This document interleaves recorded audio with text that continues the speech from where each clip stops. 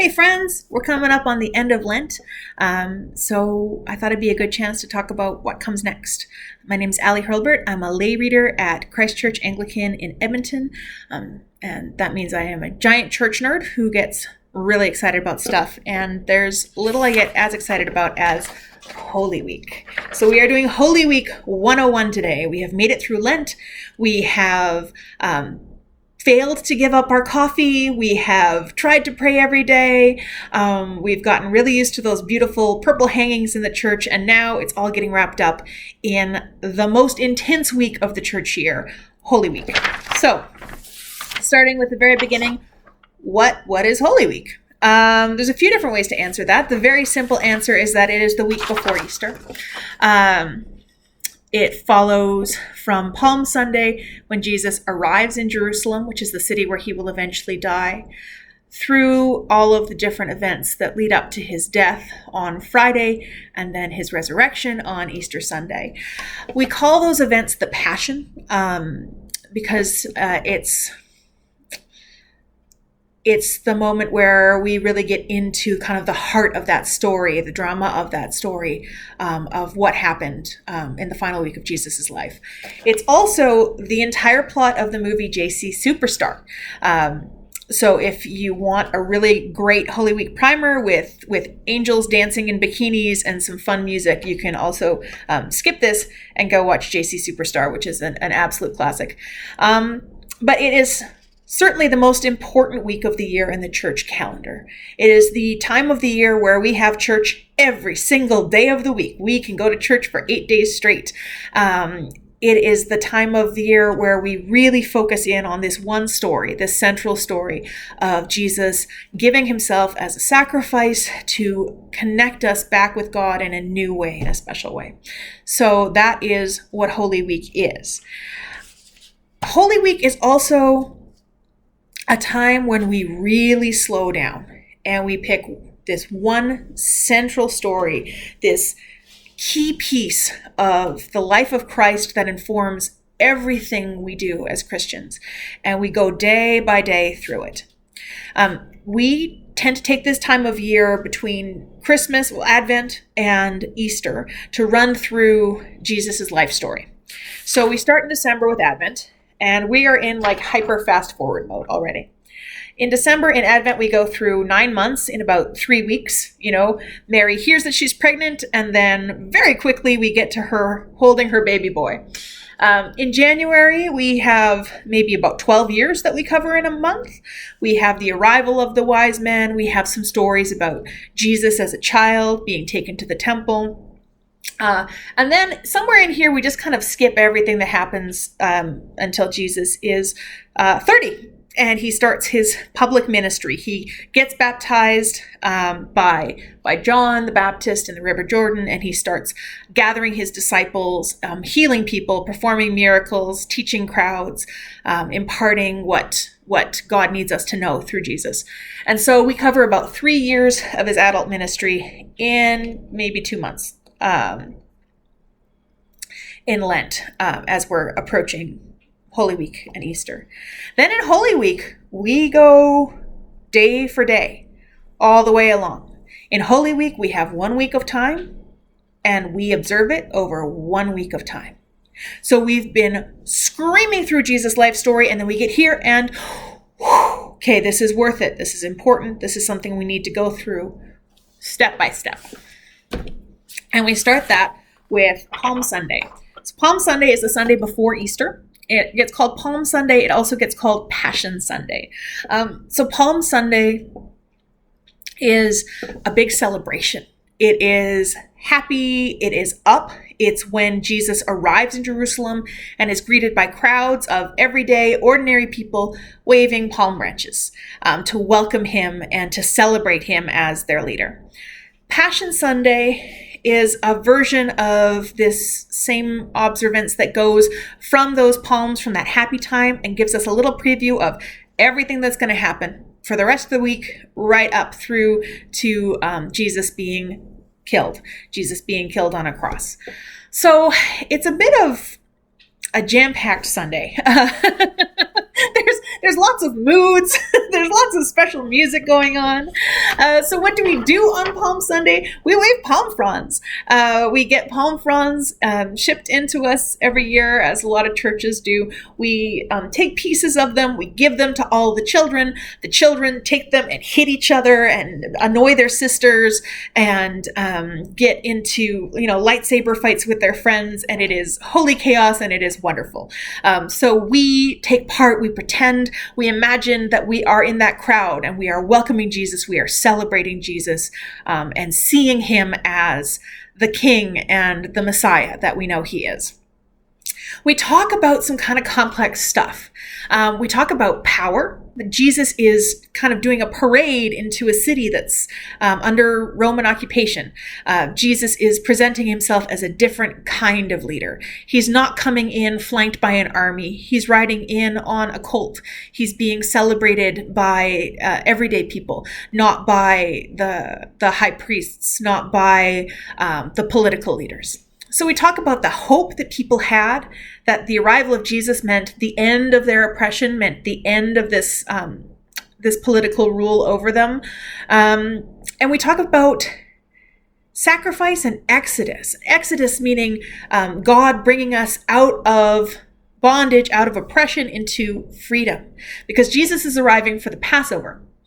The Passover is something that reaches all the way back to the story of Moses and the people coming out of slavery in Egypt, where the final curse, the final plague was that all of the firstborn children of Egypt died, but that plague passed over the Jewish people, and they were able to leave and go and be free. So Jesus is coming at the moment where everybody is remembering the Passover, celebrating the Passover, and people are hoping that this will be another time where God does something amazing and they get to be free. They get to change their lives. But of course, this time, instead of sacrificing a lamb to keep safe, to be part of the group that gets saved by God, Jesus is sacrificing himself. And that sacrifice is for a much wider group of people. It's for everyone. So we talk about the connection between the story of Moses and the story of Jesus. We talk about themes of sacrifice, how Jesus is going to sacrifice himself. And we talk about Exodus in terms of that freedom that we gain from that. The way that sets us free, maybe not as concretely as it did for the people who fled Egypt, but in a very, very real and life-changing way. Palm Sunday, great day, highly recommend. Then we have Holy Monday, Tuesday, and Wednesday. Sue, my priest, will be watching this, and she will be mild to moderately disappointed in me that I'm just going, these exist. But I think for most people in the church, we tend to maybe not do much on Holy Monday, Tuesday, and Wednesday. That's why I've got this little ... And I think people often are hanging at home. On Monday, Tuesday, and Wednesday, there are usually evening services. We come out for them. They're usually a bit smaller, a bit quieter. If you like a good kind of contemplative, chill service, the Monday, Tuesday, Wednesday of Holy Week is great for you. It's a way that we kind of keep in the rhythm of Holy Week between that big event of Palm Sunday and some of the other big events that come later in the week. So yeah, usually smaller services. There's a handful of people there. There's the church musicians who aren't already overbooked for Easter Sunday come out and help. What we talk about a little bit is when Jesus comes into Jerusalem, he's greeted and celebrated, but he also immediately comes into conflict with the established powers. So we talk a little bit about religious rules and hierarchies, which, spoiler alert, Jesus not so much in favor of. So he comes in and he confronts people who are trying to set up rules around how we access God, who are maybe exploiting poor people and making money off of their desire to be close to God, and how Jesus condemns that, how Jesus very strongly pushes back against that and disrupts that religious order. We talk a little bit about conflict and rejection, because Jesus is welcomed by some, but Jesus also is a real threat to to the established order. Jesus is disruptive. Jesus should be disruptive, right? Jesus should be disruptive in our lives now. Should keep us from kind of falling back on our comfortable ways of saying, oh no, I know my place in everything. So there's some conflict around that. We also talk a bit about rejection. The Wednesday of Holy Week is wonderfully known as Spy Wednesday, which is the coolest. But it's the day that we remember Judas, one of Jesus's disciples, one of his closest followers, betraying him and going to the high priests and making a deal and saying, I can deliver him to you. I'll tell you where he is and you can come and arrest him. So we have the celebration of Palm Sunday. Then we have this more mixed experience of Jesus coming into Jerusalem and both being welcomed and praised, but also being betrayed, also being seen as a threat, also being drawn into arguments about religious rules and the best way to kind of observe the faith. All right, so we've got the Monday, Tuesday, Wednesday out of the way. Now we are getting into kind of the big, exciting, meatier services of the rest of the week. Starting with Maundy Thursday. So the Thursday before Easter Sunday. Normally we'll do this with an evening service, and it is one of the weirdest services you will ever be to. It is one of the most emotionally powerful services you will ever be to. Maundy Thursday is absolutely incredible. So, what makes it incredible? This is where we have hit the edge of my artistic ability. This is meant to be communion bread and wine, and that is meant to be a foot. So on Maundy Thursday, we remember Jesus' Last Supper with his followers. So at the Last Supper, he takes the bread and he says, this is my body broken for you. Do this in memory of me. And he takes the wine that they're sharing and he shares it and says, when you drink this, do this in memory of me. And in the Anglican Church, every single Sunday that we're able to gather together in person, we do that. We break bread and we share wine and we remember Jesus. So we see this as Jesus giving us instructions on how to worship him, how to remember him, how to kind of be his followers. So that's a really big deal. It's very central to how we worship and how we remember Jesus. We also take out some bowls and some pitchers of water and some towels, and we wash each other's feet. And the first time you do that, it is the weirdest feeling. Usually, at least the priests wash the feet of, at least one parishioner. More usually at Christ Church, what we do is we all wash each other's feet in turn. So you go up, you wash the feet of the person who's sitting at the front, then you sit down and the next person washes your feet until everybody's feet are washed. And the Altar Guild does an amazing job of making sure that they keep bringing out new pitchers of nice warm water so that it doesn't get too bad. Man, why do we do that? That is a lot to do in one service. We also then, at the end of this, we start with this moment of connection, of communion, of sharing a meal, of washing feet, because Jesus washed his disciples' feet. And then we transition, this is kind of it's the fulcrum, it's the tipping point of Holy Week, into the sadness of Jesus being taken away, being arrested, being put on trial, and being crucified. So after we have this moment of connection where we share bread and wine, where we take care of each other by washing each other's feet, then the Altar Guild goes in again. Altar Guild is really busy in Holy Week, and they take down everything that's decorating the church. They take down all of the hangings. They take out all of the flowers. They put out all of the candles, and you're left in this empty church. Because the disciples in that moment went from being together, being full of hope, knowing that they were coming to the end of this journey that they've been traveling with Jesus, to feeling like They had no handle on things. They didn't know what was happening. Jesus has been arrested. Jesus has been arrested. How did that happen? One of their own brothers, one of their own community members betrayed him. How did that happen? And they don't know what's going to happen next. So Maundy Thursday is a movement from community into this sense of confusion and loss. And normally what we do at the end of the service is we don't have coffee, we don't chat, we don't even leave all at the same time. We just slowly, one by one, walk out the back door, put our jacket on, and go.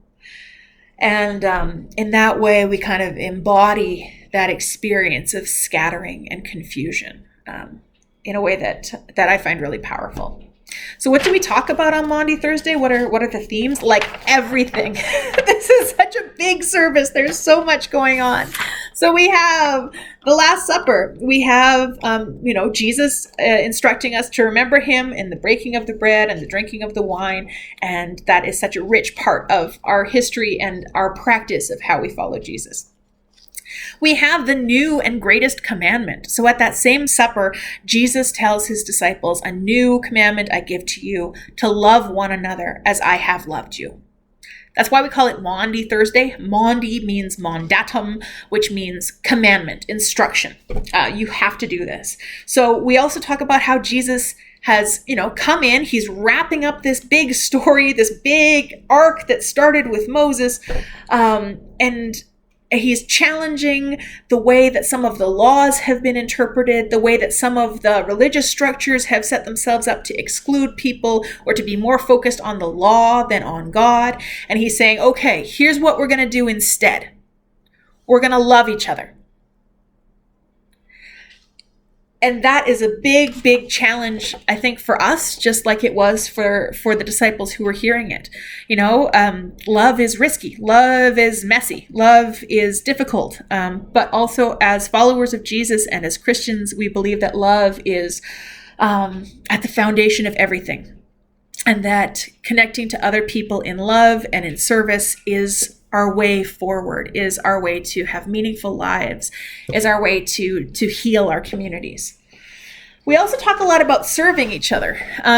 So at the Last Supper, Jesus kind of takes on the role that a very low-ranking servant would have, and he washes the disciples' feet.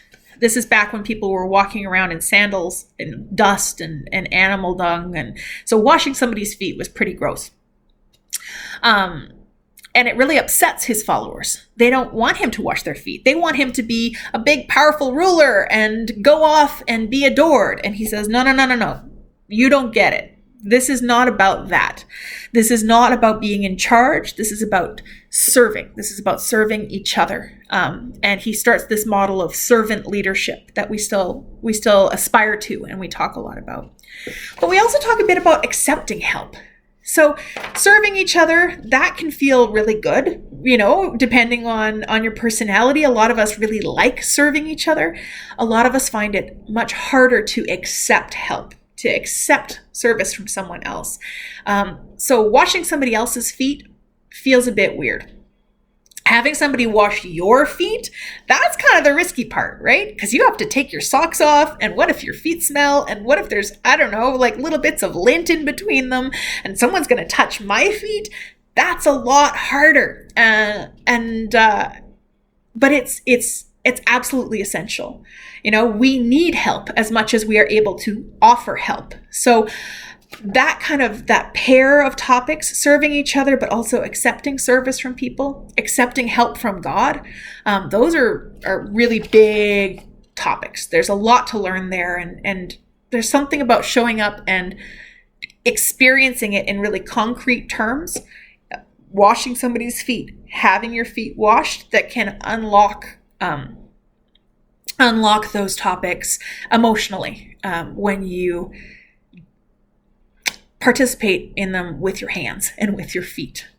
We also talk about loss and betrayal, that scattering at the end of the night, that Jesus is beginning the experience of this incredibly difficult task, this incredibly painful act of self-sacrifice. And so we kind of begin emotionally preparing for that. And we need a little bit of emotional preparation because the next thing that we do is we celebrate Good Friday. Good Friday is the bleakest day of the entire church year. If you thought Ash Wednesday was tough, Good Friday is coming. Good Friday is the day when we remember Christ's suffering and crucifixion and death.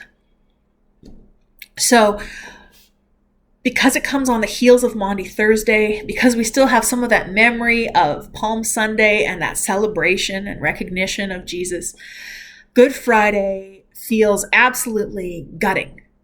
We just came from this moment of hope. We just came from this feeling of community. We have gathered together everybody's desires for freedom, for change, for the end of oppression, the end of occupation, for something new to come into their lives, and then all hope is gone.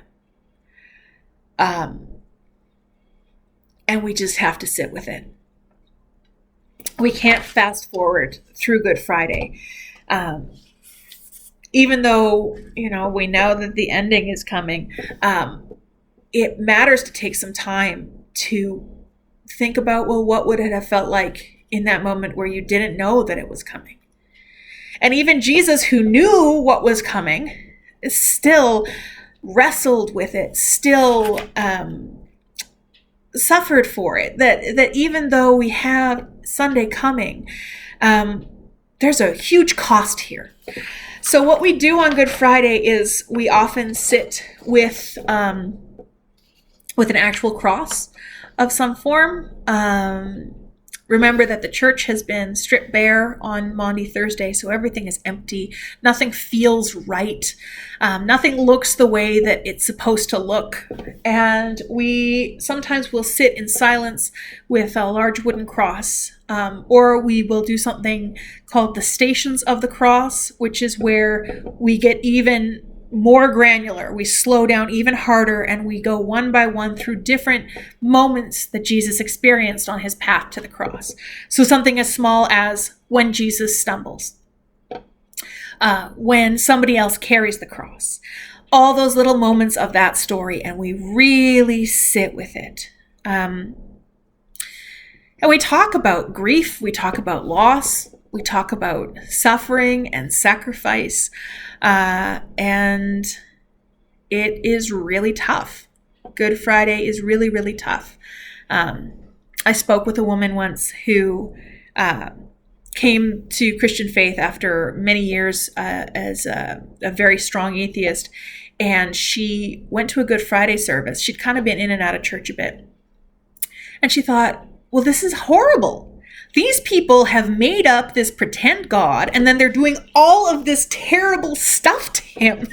This is sadistic. This is cruel. Why would people gather around and think about death and torture and suffering like this? Because the cross is not an easy death. It's one that is meant to be slow and painful. It is one that is set up for your death is public. It is messy. It's loaded with all sorts of shame. It was used, to kill criminals by an empire who was really committed to showing their power through violence. So she thought, why on earth would these people do this? But then she thought, well, what if it actually happened? What if this is some of the real truth about who God is and what happened to God when God was here with us? And that was the turning point for her, where she thought, okay, well, nobody would make this up. Nobody would make up something this horrible. But B, if that happened and God still loves us, if that happened and God forgives us for that, then wow. I mean, that's something that is overwhelming in its grace and its generosity. I mean, the love that still loves somebody after crucifixion, after the cross, after all of this rejection and pain. That's a really profound love. And so we show up on Good Friday, not just to kind of wallow in sadness, but to recognize that the God who loves us went through something so immense that we need to take the time to be present to that experience and that suffering. All right. We leave on Good Friday. We come back on Holy Saturday. Holy Saturday is, I don't know if Holy Saturday or if Maundy Thursday is my favorite, but Holy Saturday is really, really special. So Holy Saturday, through the day, we're still in Good Friday mode. A lot of people will fast, will have kind of only bread and water for Good Friday and Holy Saturday, because we're still sitting with the fact that God has suffered and died. Jesus is dead. There is that loss. The day is empty. Our hearts are broken. And then we show up in the evening. Hypothetically, we show up like when the dawn is coming on Sunday morning, but we usually don't do that. We usually just have like a 7 p.m. service or maybe 9 p.m. if we really want to push it. We want to get to sleep. But what we do is we show up and we mark the return of the light. So whether that's with the sunrise or whether that's with a nice fire that we light outside and some electric lights that we turn on, we welcome the light back in. So on Holy Saturday, we're already getting into the resurrection. Again, bad drawing, but what we do is we light a fire outside the church. We take the fire from that and we light candles. One by one, we light candles and we walk into the church. And as we walk into the church, a deacon or somebody with a really great singing voice sings a song called the Exultant that we only get to hear once a year. That's about the return of the light, about Christ conquering death. And we fill the church with light. We turn on the lights from the back one by one, and we see that the whole church is in white. The flowers are out. The altar hangings are back. We're there. We've made it. We're at the resurrection. Everything is ready for Easter Sunday. So, I recommend observing Holy Saturday because it is wonderful service. B, I recommend observing Holy Saturday because then you show up the next day on Easter Sunday and you feel like you got this secret entrance into the resurrection. Like, oh, I've been doing the resurrection for like 6 hours, 8 hours. And you get to feel really smug about that if you're me. So we talk about the light returning. We talk about new life. And we talk about, often baptism. This is a traditional time for people to be baptized. So Christ's resurrection, Christ's new life, Christ coming back and seeing Mary and telling everybody that all of that loss wasn't for nothing, that there is still hope in Jesus, that there's still something new and exciting going on. That moment of new life and hope ties really beautifully with baptism, with the new life and hope that each one of us get as we follow Jesus. Holy Saturday is wonderful. Holy Saturday is when we are sad all day, but then at the end of the day, we're already making that turn up into Easter Sunday, into the new life. Holy Saturday also has, and I'm saying this just because I think more people should have these, resurrection parties. Some of my favorite memories of spending time with my church people is after Holy Saturday, after that late evening service, you are so full of big, excited energy because of everything you've just been through in the week. You're finally kind of getting to that point of release and excitement, and you can't go to sleep, even though it's 11, even though it's midnight, even though you have to wake up the next morning and sing anthems in the choir. So some people have a bit of a tradition of having resurrection parties where we eat brownies and ice cream, or we sing songs late into the night, or we just kind of sit up and hang out with each other and talk about God and celebrate that we've made it, that we've reached the resurrection.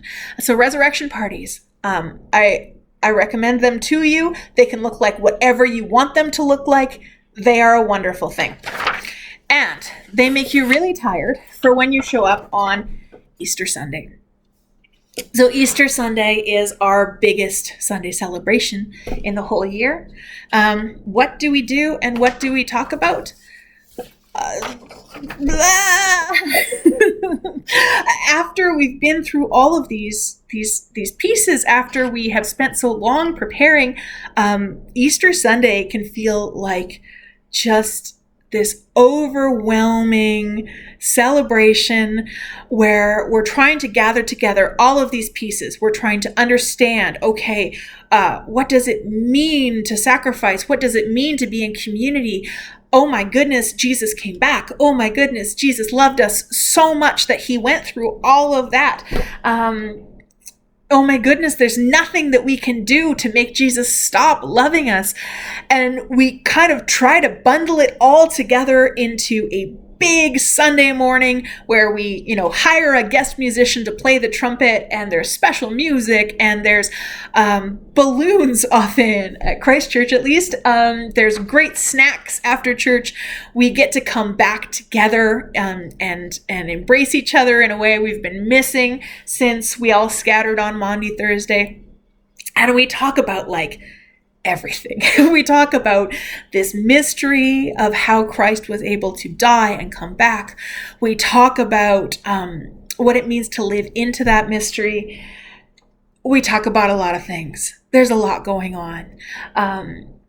And walking through Holy Week step by step gives us a richer sense of everything that is getting tied together and lifted up and celebrated in that beautiful moment of Easter Sunday.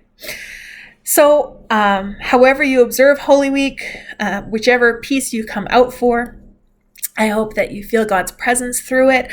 I hope that you feel the richness of Jesus' teaching, Jesus' life story, and that it becomes something that's a real presence for you in your life, and that you come to Easter Sunday a little bit emotionally wrung out, a little bit tired, but fully present to the goodness of God. Amen.